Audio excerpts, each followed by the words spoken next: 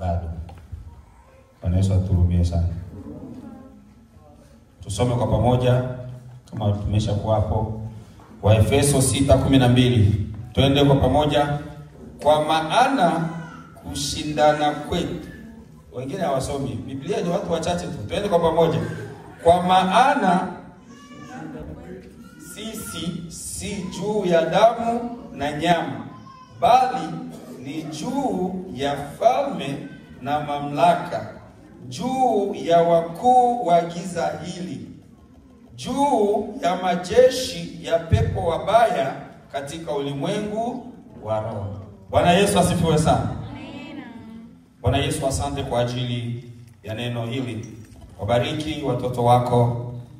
Roho Mtakatifu akatufundishe sasa, katika jina la Baba, la Mwana na la Roho Mtakatifu. Amen. Tujifunze neno kidogo kwa kifupi kwenye dakika 25 tu zitakuwa zimetutosha.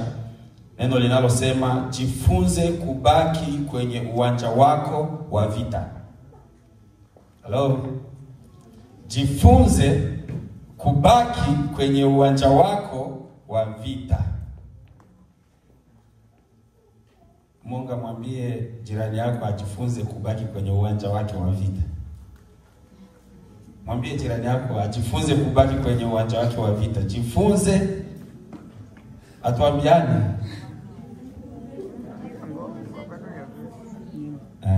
Leo tunatakiwa tujifunze kubaki kwenye uwanja wetu wa vita.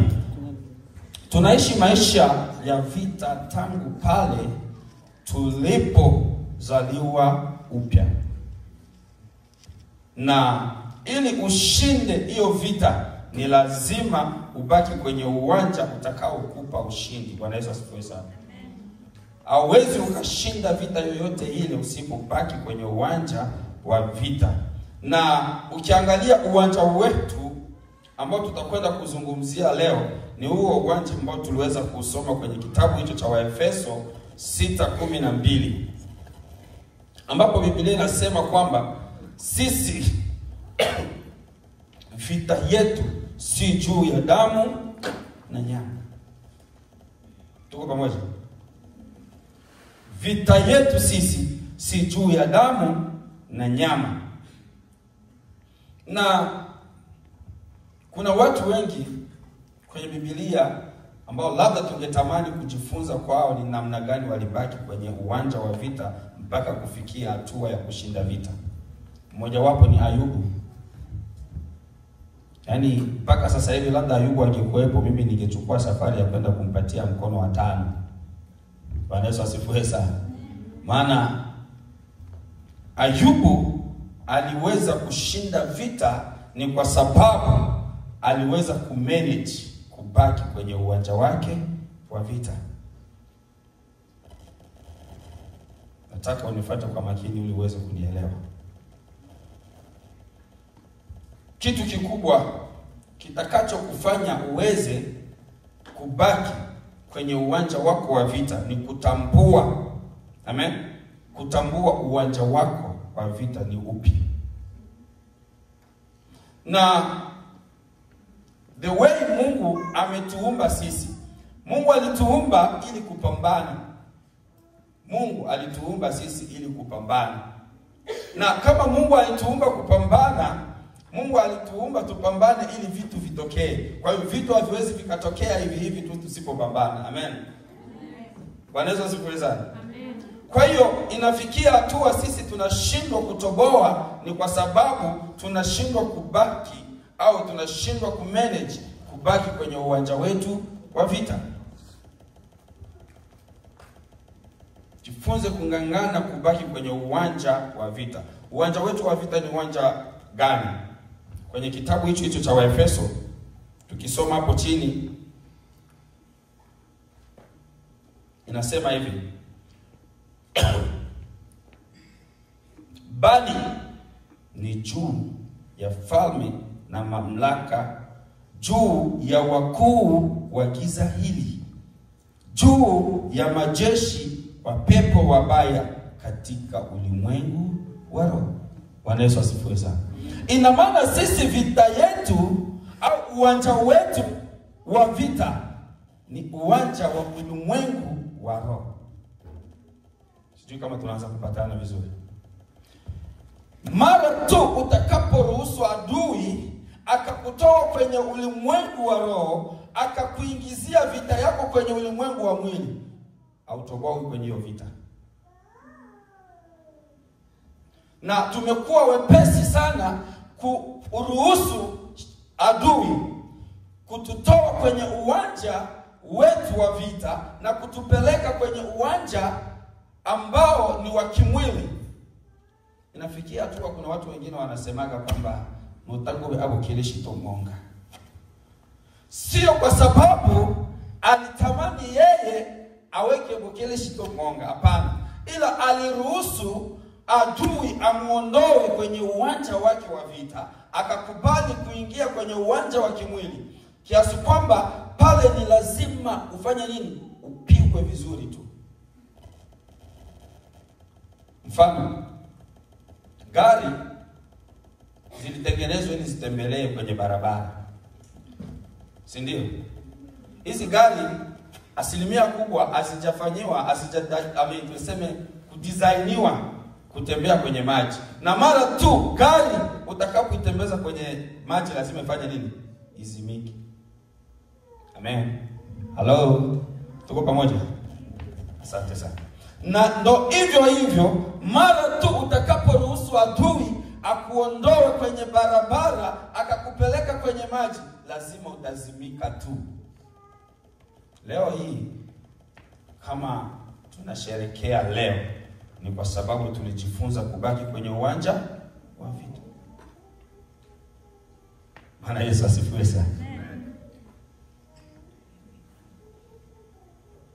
Kuna vita ilipigwa, labda wengine mlikuwa mnaona ni kawaida. Bwana Yesu asifiwe sana.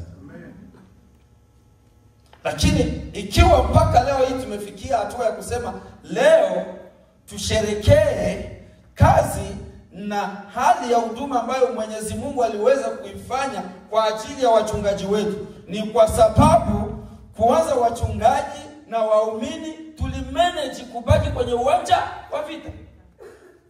Lakini mara tu tungekubali kujiondoa kwenye uwanja wa vita na kuanza kupigana kwenye ulimwengu wa kimwili, tayari tungekuwa tumefanya nini? Tumepoteana. Labda leo kanisa hili lingekuwa mara mbili. Labda leo kanisa hili lingekuwa lisiwepo. Maana kwenye ulimwengu wa mwili lilikuwa linasemekana lisifanye nini? Lisiwepo. Lakini kwa sababu sisi hatukukubali adui atuondoe kwenye ulimwengu wa mwili, kwenye ulimwengu wa kiroho, atupeleke kwenye ulimwengu wa mwili, ili tufanya sisi tufanye nini? Tubaki kuwa washindi. Na ndio maana leo hii tunafanya nini? Tunasherehekea. Shangilia Yesu kwa makofi. Bwana Yesu asifiwe sana. Jifunze kubaki kwenye uwanja wako wa vita. Kazi moja adui aliyo nayo. Adui anakuaga na kazi moja tu, ya kutuondoa kwenye uwanja wetu na kutupeleka kwenye uwanja mwingine. Ikiwa Yusufu alishinda na mpaka kuja kuwa waziri mkuu, ni kwa sababu Yusufu aliweza kumanage kubaki kwenye uwanja wa nini? Wa vita. Mara tu Yusufu angeruhusu kuingia kwenye uwanja wa mwili, mara moja Yusufu asingefikia hata hatua aliyoifikia. Ila kwa sababu Yusufu alijua kwamba mimi nimewekwa mahali gani na Mungu ana sababu gani na mimi, basi siwezi nikaruhusu shetani akaniondoa mahali nilipo akanipeleka kwingine. Ni afadhali niweze kung'ang'ana mahali hapa, mara tu nikibaki kwenye huu uwanja lazima nitafanya nini? Nitatoboa. Yusufu akaja kuwa waziri mkuu kwenye mji wa kigeni. Bwana Yesu asifiwe sana.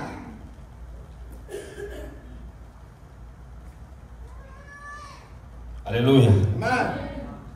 Sijui kama tunaelewana.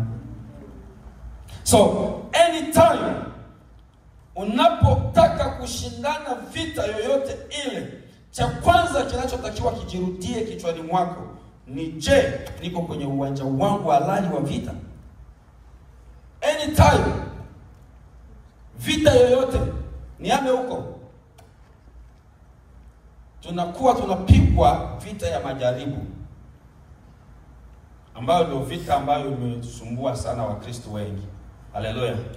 Na majaribu yanapotokea, ndo watu wengi wanakuwa na urahisi wa kuhama kwenye nini? Kwenye uwanja. Wengine wanahama mpaka makanisa. Bwana Yesu atuhurumie sana. Na sio tu makanisa wanaenda wanatafuta sasa yale makanisa ya nini? Ya miujiza. Siku moja nikawa nafundisha kuhusu nilikuwa nafundisha kuhusu siri ya mamlaka. Nikawa ninagusia kuhusu pointi ya hao wajawazito, especially sana hao watasa. Nikasema kwamba mara nyingi hawa watu wanapoteza uhalisia wa wao kupata watoto ni baada ya kuwa wanatangatanga. Wanaweza turudie sana. Utakuta leo alikuwa kwenye chumba fulani cha maombi kwa ajili ya kwenda kuombewa, labda anaweza kupata mtoto. Lakini atakaposikia kwenye chumba cha mchungaji Alonda kuna mwingine tasa amepata mtoto, utakuta amehama kule alikokuwa kwenye chumba cha Ngena, amehamia wapi? Amehamia kwa Pastor Alonda. Bwana Yesu asifiwe sana. Lakini mara tu kule kwa Pastor Alonda atakapochukua muda bila kupata mtoto, amesikia kule akembelake afungula yombe ama ombi na wale wakile fulani na kaita vile abuta, mara moja amehamia wapi? Kwake. Sasa yani ajui ni uwanja upi ambao Mungu anatamani yeye aweze kufanya nini? Kushinda, ili aweze kutoboa. Amekuwa mtu wa kutangatanga. Siri moja nikawaambia hivi, roho huyu wa kupana watoto kwa watasi anakuwa na zamu. Amen.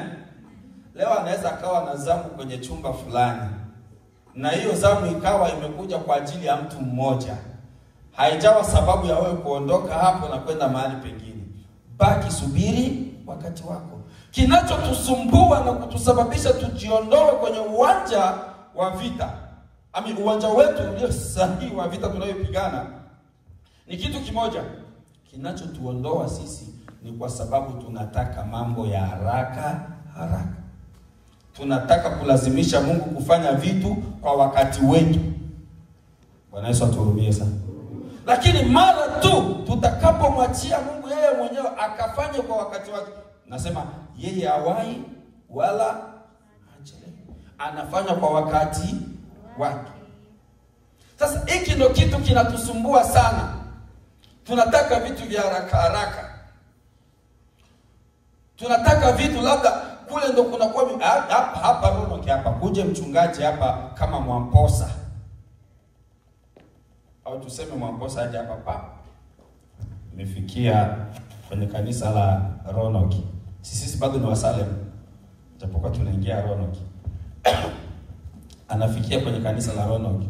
Sunday hapa mchungaji atakuwa na watu wawili, wengine wote kwa Mwamposa. Bwana Yesu atuhurumie sana. Kinachowapeleka kule kwa Mwamposa ni nini? Twende tukanyage nini? Mishwara. Twende tukanyage mafuta. Si wanajua Alonda hapa afanye hivyo. Na kule wanakwenda kuwai. Wanafanya nini? Wanakwenda kuwai. Bwana Yesu asifiwe sana. Tujifunze kungangana kubaki kwenye uwanja wetu wa vita. Nimalize hapa. Nimesema nachukua dakika 25 tu. Lieno tayari atusomee kitabu cha Hesabu,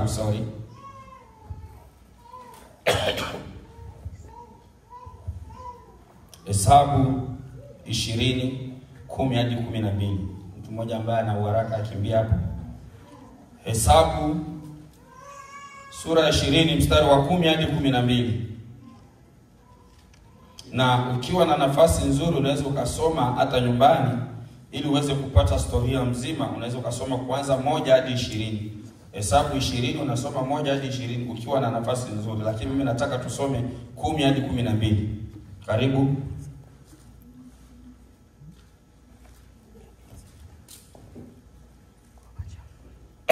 asifiwe. Amen. Nasoma Hesabu 20:10 hadi 12.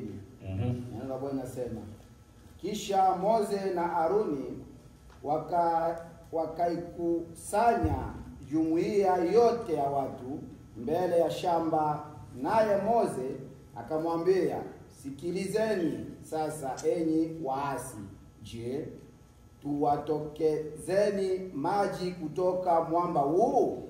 11. Kisha Mose akainua mkono wake akaupiga ule mwamba mara 2 kwa fimbo yake, maji yakabubujika kwa wingi, watu wakanywa pamoja na mifugo yao. 12. Lakini Mwenyezi Mungu akamwambia Mose na Aroni, kwa kuwa nyinyi hamkuniamini mimi wala kunistai mbele ya macho ya Waisraeli, basi kwa sababu ya hiyo hamtaingiza jumuiya hii katika ile nchi niliyowapa. Amen. Amen. Bwana Yesu asifiwe sana. Amen. Hii ni historia ya Musa na Aroni. Watu wengi tumezoea sana kuisoma, kuhubiriwa. Wana wa Israeli wakafanya hivi. Amen. Lakini nataka nikupatie siri moja hapa ambayo itakusaidia. Ni kujiondoa kwenye uwanja wa vita au uwanja wako wa ushindi kwa sababu ya kutaka kuonekana labda wewe ndio unafanya nini, labda wewe ndio unaweza sana. Bwana Yesu aturumie sana. Sikia, Musa na Aruni wakaenda kuonana na Mungu kipindi wana wa Israeli wanafanya nini, wamekosa maji. Na kipindi walikosa maji, Musa na Aruni ilibidi waende wazungumze na nani? Na Mungu.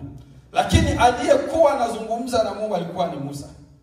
Lakini kwa sababu Aruni alikuwa anamsindikiza Musa, Aruni aliweza kuingia kwenye adhabu ya nani? Kwenye adhabu ya Musa. Bwana Yesu asifiwe sana. Amen. Sikia vizuri. Musa akaambiwa na Mungu. Biblia inasema akaambiwa hivi. Musa akainua, ngoja nianze hapa kwenye 10. Musa na Aruni wakakusanya kusanyiko mbele ya mwamba. Akawaambia, sikieni sasa enyi waasi.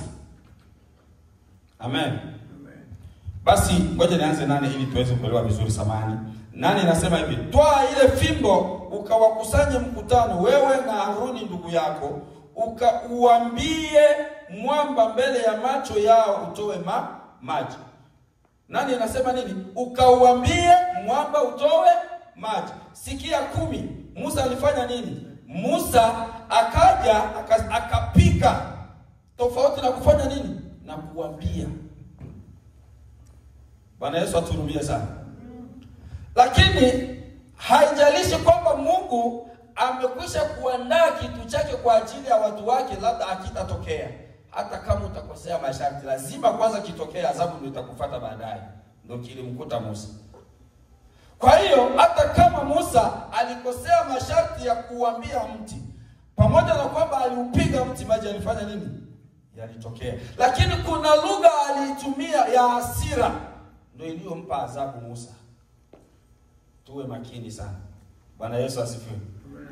Musa akaja akasema, Musa na Aruni wakakusanya kusanyiko mbele ya mwamba. Akawaambia, sikieni sasa enyi waasi. Mungu anawaita watu wake. Wewe unawaita waasi. Nimechake toruchu waasi. Bwana Yesu asifiwe. Enyi waasi, je, tuwatokezee maji? Kwa hiyo Musa yeye aliambiwa na Mungu, nenda kafanya hivi. Kwa hiyo yeye amefika kule anaanza kujinadi sasa. Yaani kwamba yeye kile ambacho anakwenda kukifanya ni yeye ndo anafanya nini?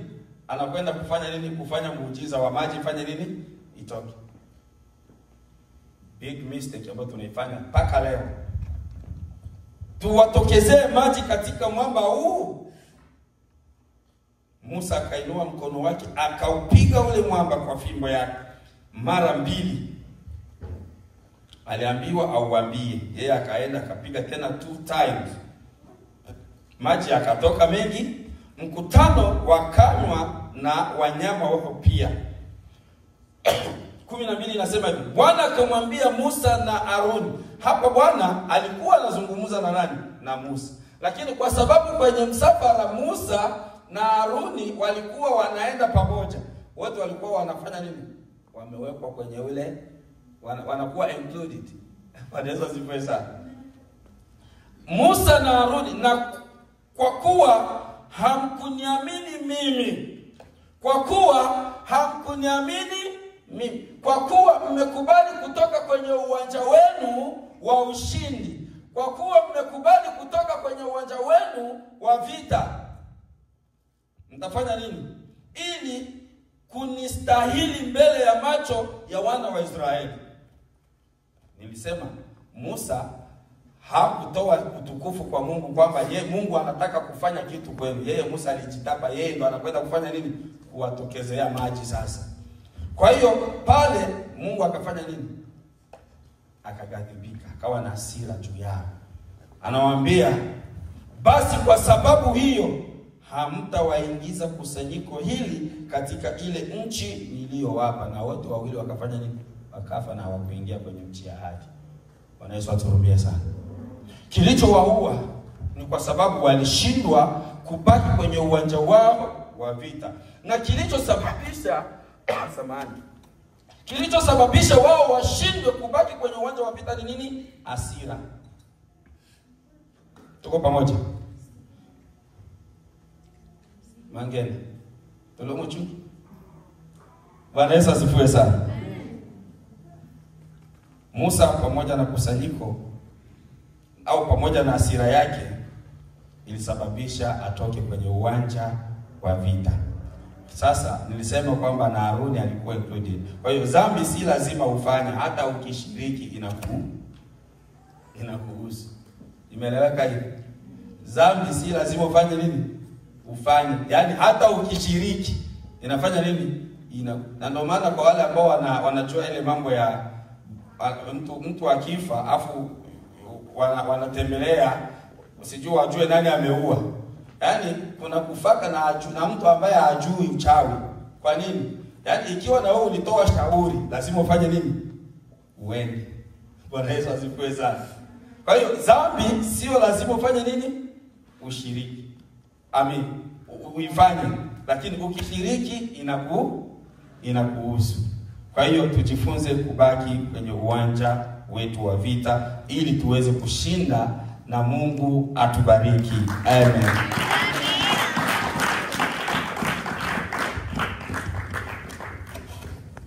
Bwana Yesu